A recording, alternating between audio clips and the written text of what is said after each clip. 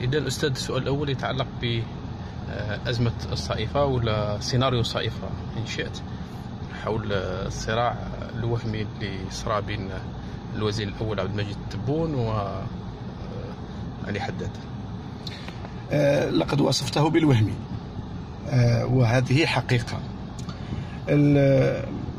النظام ملة واحدة، عناصر المكونة للنظام يمكن أن تحدث فيما بينها نزاعات. النظام يأتي فيما بعد ليدير تلك النزاعات إما بالقوة أو بالفساد أو بمحاولة الاستفادة من تلك الأزمات إعلاميا لإلهاء الرأي العام عن قضايا كثيرة. قضايا الفساد، يلهي الرأي العام حول قضايا الفساد بالفساد ذاته، يلهيهم عن قضية بوتفليقة في حد ذاته الذي يجب أن تطبق عليه المادة 102 إن أردنا أن نحرر الجزائر من هذه العصبة ومن هذه الجماعات.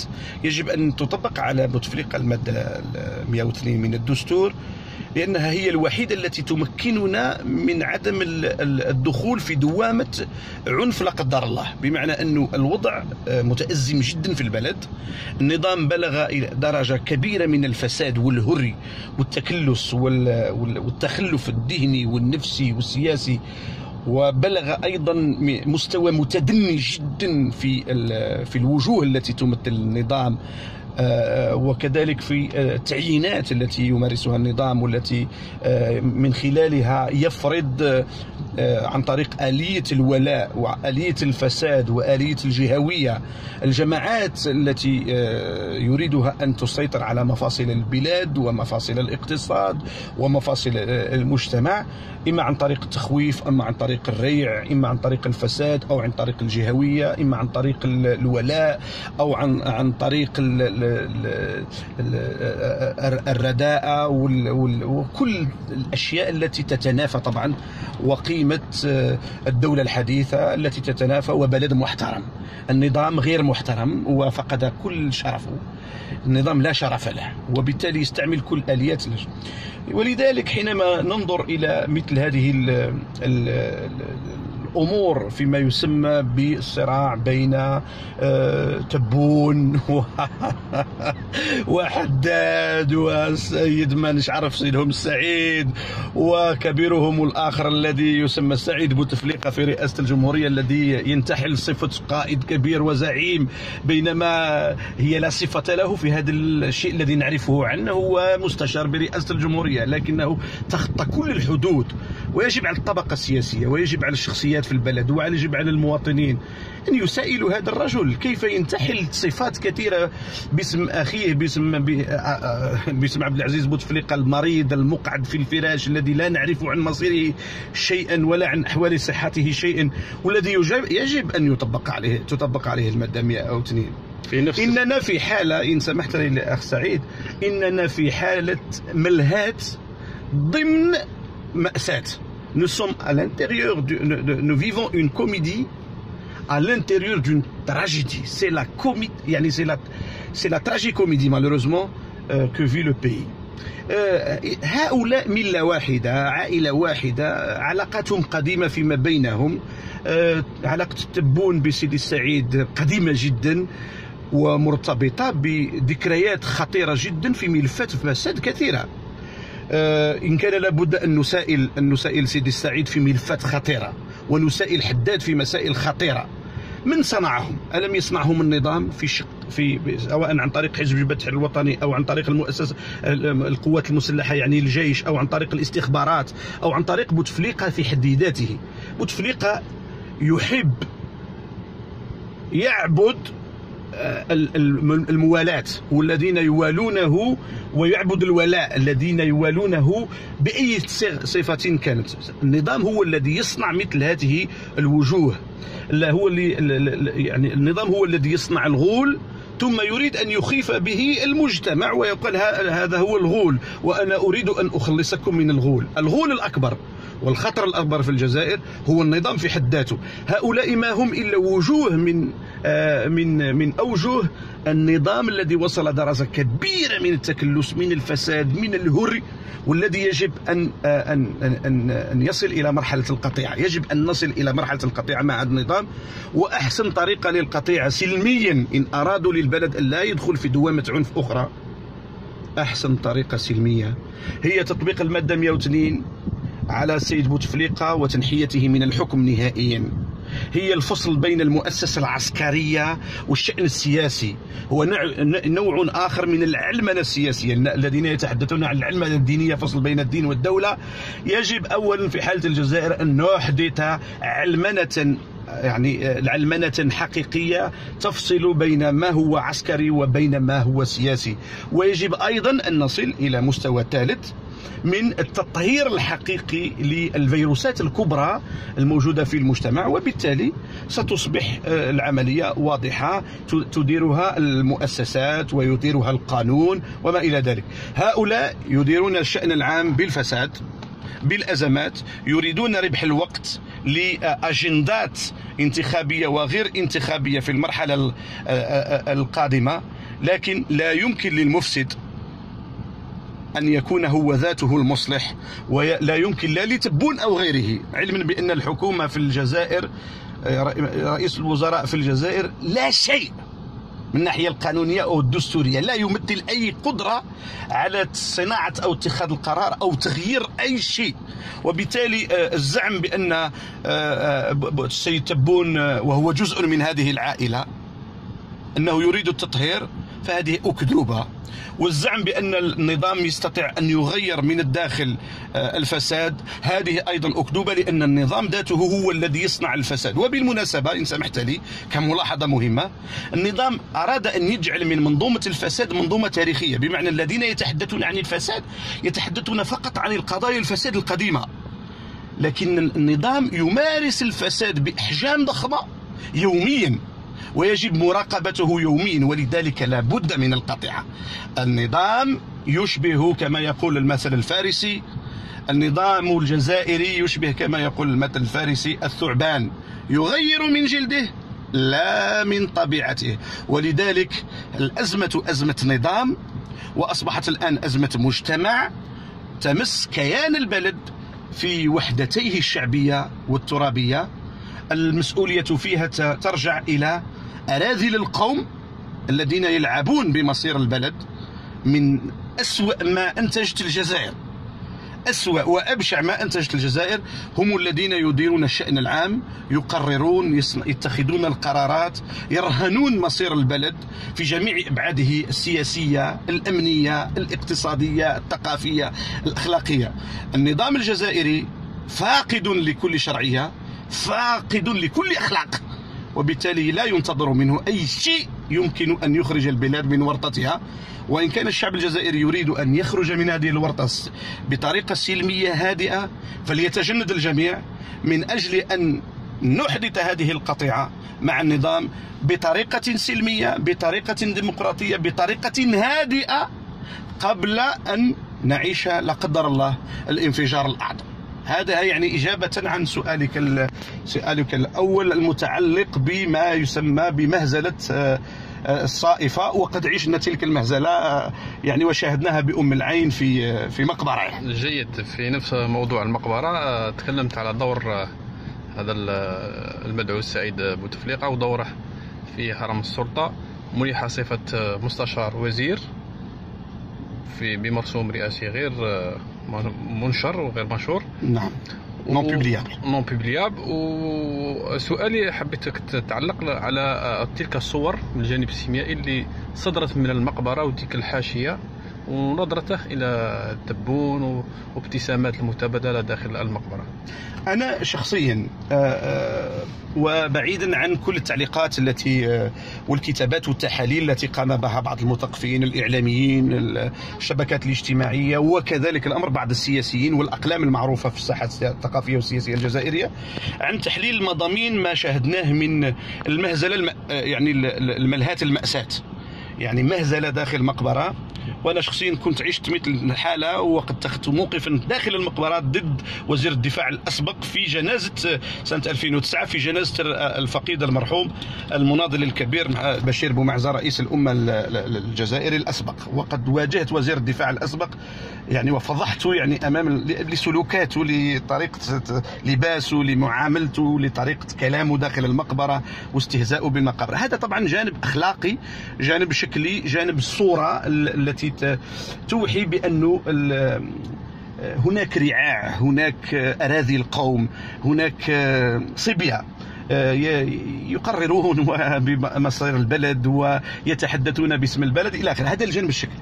لكن من الخلفية التي أريد أن الزاوية الأخرى التي أريد أن أقرأ بها ما حدث، في تقديري أن العملية كلها مفبركة، أنها كلها مصنوعة سلفا، وهي مرتبطة بسؤالك الأول حول ما يحدث في هذه الصائفة، ما يسمى بهذه المهزلة بين السيد هوم السعيد والسعيد بوتفليقة، وكذلك الأمر تبون وغيرهم من وحداد وغيرهم. أنا في تقديري أن الجزائر بحكم أنها فاقدة للمؤسسات وفاقدة للأطر القانونية والدستورية والشرعية التي تدير الوضع، لم يبقى إلا النظام، والنظام ذاته تفسخ، النظام ذاته تفسخ، ولم يعد إلا مجموعة أشخاص يرتجلون كل في قطاعه، كل في مجاله، كل حسب قدراته، قدرات التأثير التي يستطيع أن يمارسها على جماعات معينة. أنا في تقديري الشخصي هذا الذي يسمى بالسيد سعيد بوتفليقة، وشخصيا لا أعرفه، يعني شخصيا هكذا لا أعرفه، ولا يعنيني تماما كشخص، لا يهمني تماما يعني كشخص، ولكن كتأثير وكقوة فساد وكقوة إفساد وكم كاباسيتي دو نويزونس، هذا يهمني لأنني معني بمصير الجزائر. أنا معني بمصير الجزائر، وبالتالي معني بهؤلاء الذين يعبثون والذين يمارسون أبشع صور الرداءة وأبشع صور الفساد في حق الجزائر. أنا في تقديري أن هذا السعيد بوتفليقة وجماعته من خلال تلك المهزلة أراد أن يقدم في صورة رديئة جدا، أراد أن يقدم نفسه للرأي العام أنه يملك اليوم في غياب مؤسسات وفي غياب قوى حقيقية كما التي كانت قبل سنوات داخل النظام الأمني العسكري، التي كانت ممكن تشكل نوع من توازن القوى داخل النظام. في غياب هذه القوى التي تشكل قدرة على التحكيم لما تحدث أزمات بين الجماعات الموالية للنظام حسب المسافات التي تربطها بالنظام، وحسب النزاعات التي يمكن أن تحدث فيما بينها، لمسائل تسيير، لمسائل أموال، لمسائل مصالح شخصية، لمسائل ولاءات، القرب الحسابات القادمة المتعلقة بالانتخابات الرئاسية القادمة. سعيد بوتفليقة وغيره من خلال افتعال هذه الصورة البشعة لما حدث في بين ما يسمى تبون حداد وسيد هوم السعيد وغيره، أعتقد أنه أراد أن يقدم نفسه في صورة رديئة للرأي العام بأنه هو ذاته الحكم، بمعنى أنه استطاع أن يحدث التوازن وأن يقول لهؤلاء الأتباع كفاكم، نحن هنا، أنا الحكم، وباستطاعتي أن أحدث نوع من التوازن، jouer le rôle du patron, jouer le rôle de l'équilibre, jouer le rôle de la régulation et justement يوهم من خلاله الرأي العام بأنه يشكل قدرة على القيادة. وهذه أكبر أكذوبة، هو صناعة لوهم، صناعة لبوتفليقة كشخص، صناعة للنظام الفارغ من منظومة مؤسسات، من منظومة قيم. وأيضا سعيد بوتفليقة هو نتاج أيضا لثقافة مجتمع يحب الأوتان ويحب صناعة الأوتان، ويحب أن يجعل من شخص دائما أنه القوة الخارقة، أنه الذي يصنع كل شيء، الذي يؤثر في كل شيء، الذي يوجه الرأي، الذي يصنع القرار، وهذه أكذوبة كبيرة.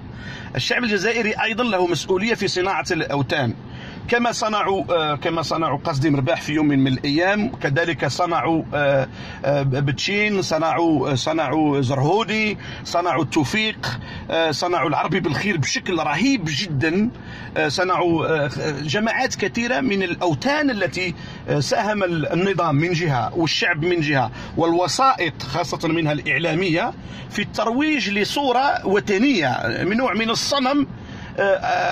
attention, c'est la force principale, attention, il est là, il tire les ficelles derrière les rideaux, il est là.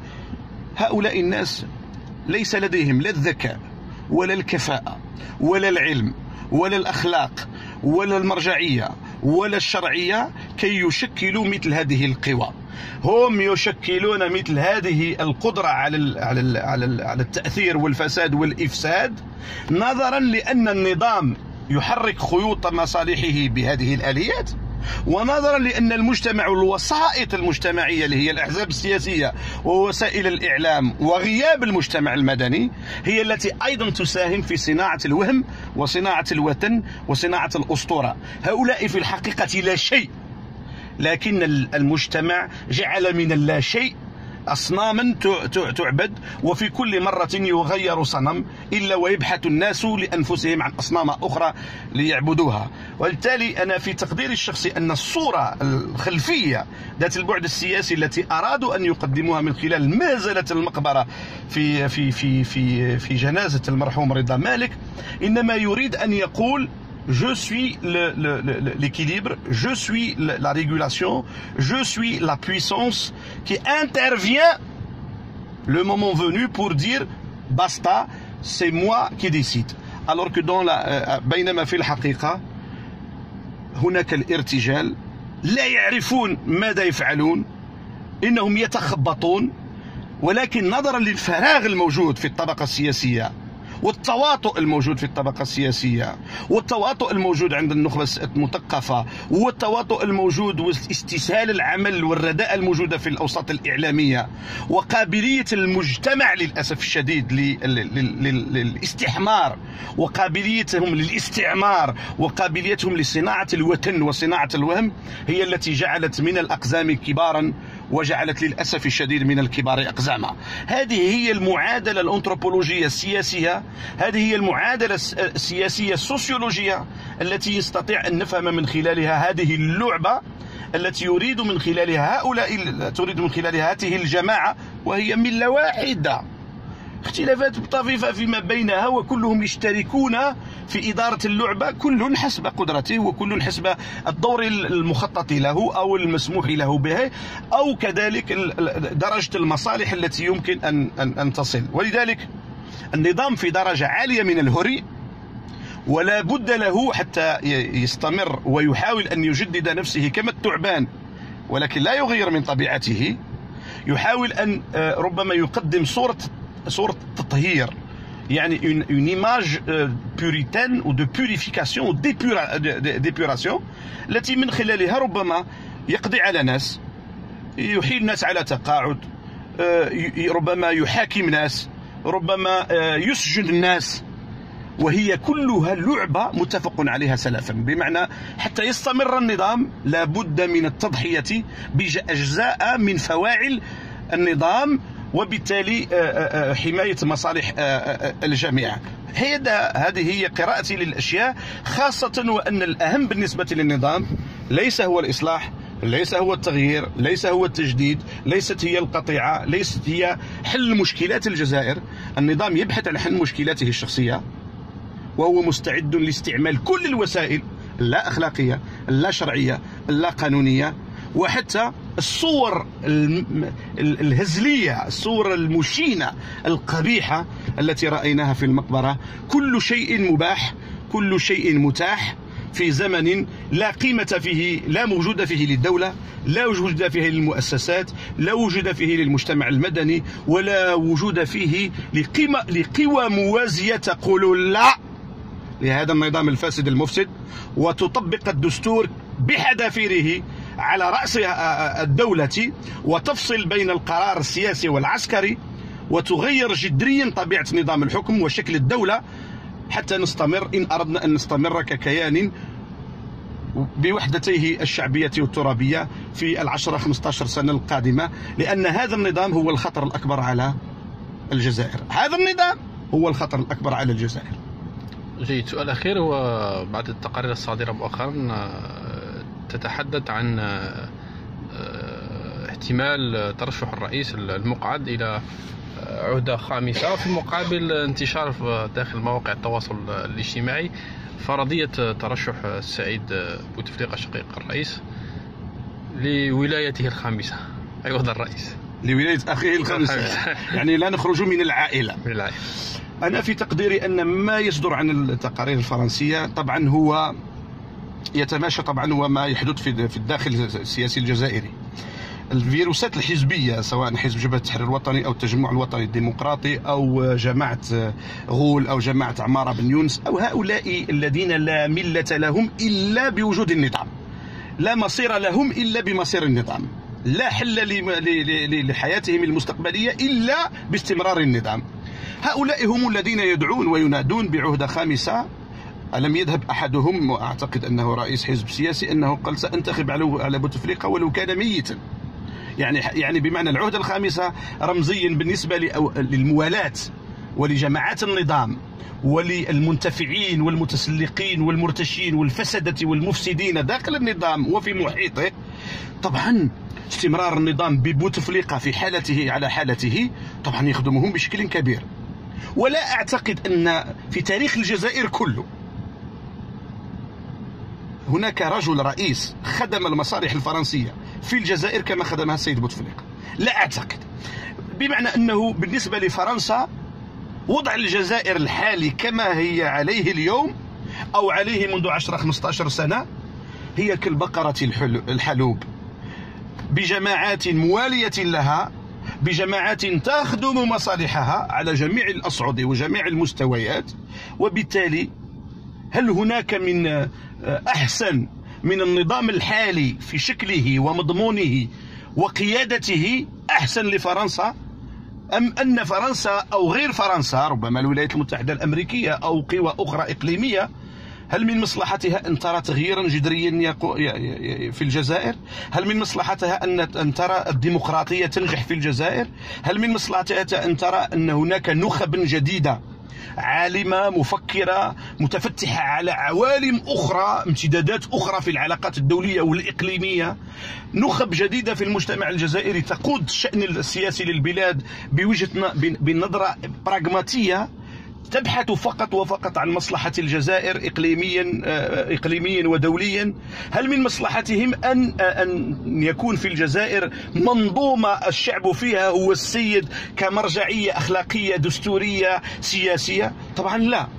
ولذلك فنحن في جماعات التغيير وجماعات المنادات بالقطائع في الجزائر لا نواجه فقط النظام السياسي، نواجه النظام السياسي ونواجه وسائط النظام السياسي ونواجه جماعات المصالح والضغط داخل النظام السياسي وفي هوامشه، ونواجه أيضا قوى خارجية ودول بكاملها كالنظام الفرنسي وكالمصالح الأمريكية في منطقة الساحل والصحراء وغرب إفريقيا، وكذلك في منطقة شمال إفريقيا في المغرب العربي ومنطقة ما سيسمى لاحقا بمصير الصحراء الغربية.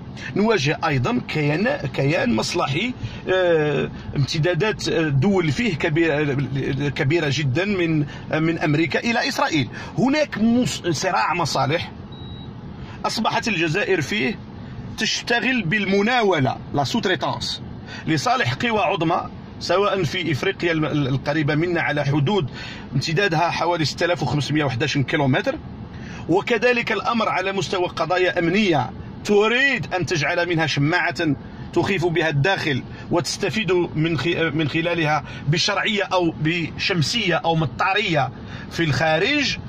هناك أيضا الولاء للنخب، لابد أن نعترف بهذا. النظام الجزائري والمجتمع الجزائري لم يستقل بعد، لم يستقل بمفهوم السيادة، لم يستقل بعد بمفهوم الحرية. ولم يستقل أيضا بمفهوم القرار الاقتصادي الخاص بمصير الثروات ومصير المصالح الجزائرية في علاقتها بالشعوب الأخرى، أو في علاقتها بشركائها الاقتصاديين أو الجيوستراتيجيين على المستوى الإقليمي أو على المستوى الدولي، سواء في شمال البحر الأبيض المتوسط أو في شمال إفريقيا أو في غربها أو في الشرق الأوسط أو فيما يسمى بالعالم العربي أو في الصراع الصيني الأمريكي على المصالح في العالم إلى آخره.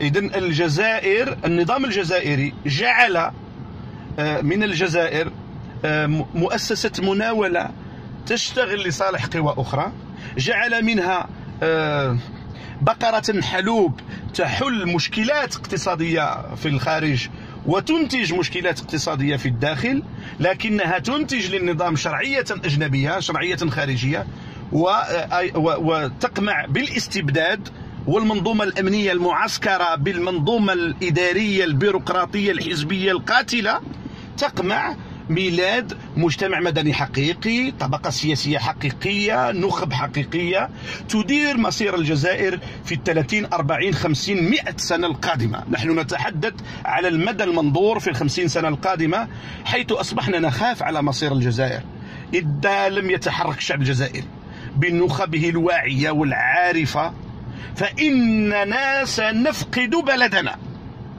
إننا سنفقد بلدنا، لأن هذا النظام ما هو إلا شكل من أشكال المنظومة الكولونيالية القديمة التي تستعمل كل الوسائل التقليدية الكولونيالية من أجل خنق كل إمكانية لميلاد حقيقي لمجتمع، لدولة، للتغيير وما إلى ذلك. وبالتالي الحديث عن عهدة خامسة طبعا لما لا؟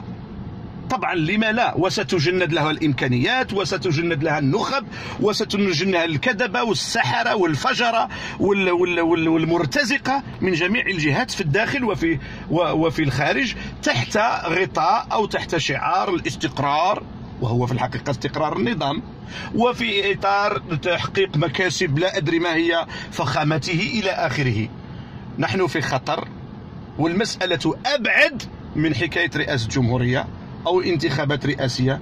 إنني أخاف على الجزائر في مصيرها الكبير، مصيرها في كيانها بوحدتيها الترابية والشعبية، وهذا ما نناضل من أجله ضد هذا المنكر الكبير الذي يمارسه نظام الحكم بالشراكة والعمل الجماعي مع قوى فاسدة داخلية ومع قوى إقليمية ومع قوى دولية، حتى تظل الجزائر تابعة غير مستقلة، لا في قرارها السياسي ولا في قرارها الاقتصادي ولا في ميلاد مجتمعها الحديث ولا في ميلاد دولتها الحديثة.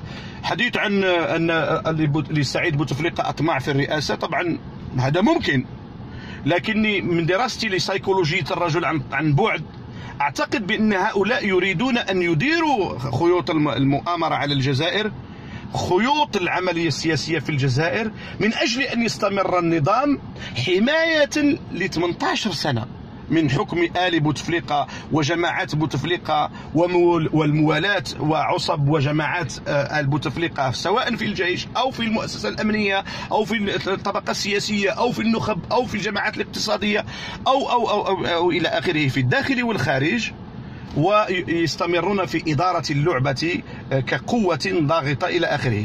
Il n'est pas toujours utile d'être le premier, on peut être le second tout en étant plus important et plus efficace. C'est ce que fait سعيد بوتفليقة بالمعايير والتحليل الذي قدمته لك منذ قليل. شكرا.